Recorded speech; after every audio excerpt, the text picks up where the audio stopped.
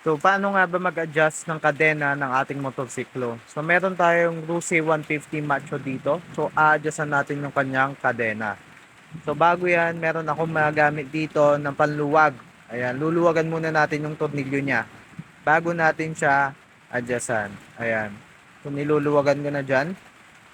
Ayan, medyo maigpit pa yung ano niya, tornilyo niya. Kailangan talaga mapersa. Niluluwagan natin dyan.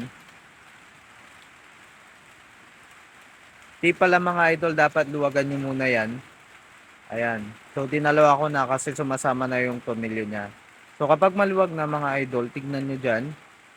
So, wag na natin tanggalin yung tornilyo dyan mga idol, no?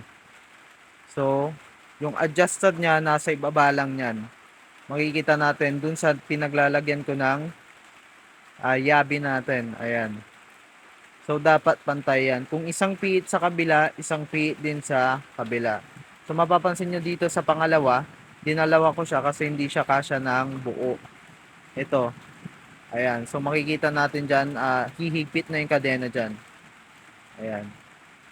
Hihigpit na yung kadena habang hinihigpitan din natin yung adjuster niya dyan sa pinakababa. So, kunting piit pa. Dapat pantayan mga idol para hindi pa gewang-gewang yung gulong natin kapag nagmamaneho tayo. Kasi kapag hindi yan pantay, gumagewang yan mga idol. Lalo na kapag mabilisan na. Ayan, so pinaikot ko siya. Tiningnan ko siya kung gumigewang ba o hindi. Ayan, makikita natin dyan. So okay na siya. So hihigpitan ko na. Higpitan na natin yung tornilyo niya para malaman natin mga idol.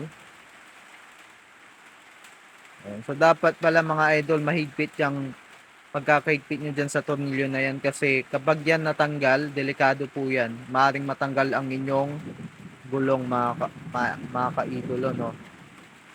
Ayan. So okay na siya. Ganun lang mag-adjust ng kadena ng ating motorsiklo.